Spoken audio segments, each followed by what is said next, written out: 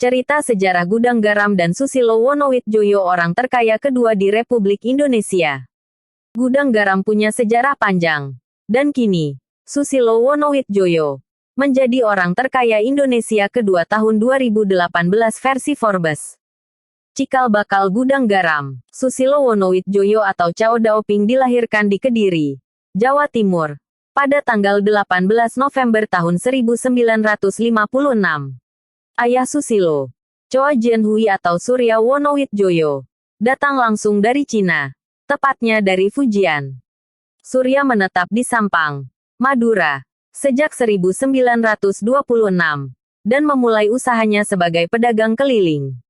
Surya kemudian pindah ke Kediri dan bekerja di pabrik rokok Cap 93 milik pamannya, Choa Kochiang. Kemudian, pada umur 35 tahun, Surya membuat perusahaan sendiri bersama 50 mantan karyawan pamannya. Mereka mendirikan pabrik rokok Klobot dengan label Inghui. Inilah cikal bakal gudang garam. Pabrik tersebut didirikan pada tanggal 26 Juni tahun 1958 di lahan seluas kurang lebih 1000 meter persegi. Surya memimpin pabrik ini hingga akhir hayatnya. Setelah kematian Surya, putra pertamanya yang bernama Choa Tuhing atau Rahman Halim kakak Susilo, meneruskan kepemimpinan pabrik rokok keluarga yang nantinya dikenal dengan nama gudang garam itu. Rahman wafat pada tanggal 27 Juli tahun 2008.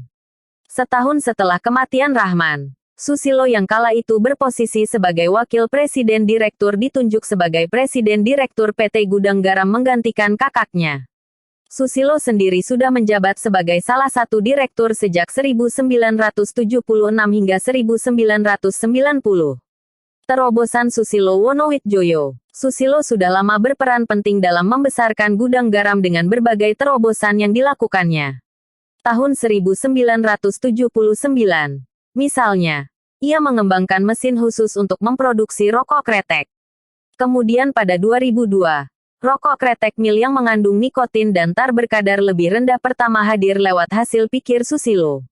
Bersama rekannya yang bernama Buana Susilo, ia bahkan merumuskan penemuan mengenai metode memproduksi filter rokok dan hasil riset Susilo dan Buana ini menjelaskan cara pembuatan rokok saring dalam arah memanjang yang sedikitnya terdiri dari dua bagian saringan yang berbeda.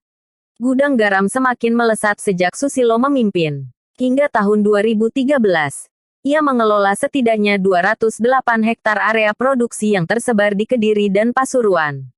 Gudang garam menguasai 1/5 pasar tembakau di Indonesia dan memperkerjakan sekitar 36.000 pekerja. Pangsa pasar gudang garam sampai ke mancanegara.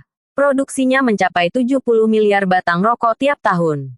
Inilah salah satu faktor yang membuat saham gudang garam naik dan mengangkat keluarga Wonowitjoyo di papan atas dalam daftar orang terkaya di Indonesia. Keberhasilan Susilo menggusur Eka dalam daftar peringkat orang terkaya di Indonesia versi Forbes tahun 2018 disebabkan karena melejitnya saham gudang garam.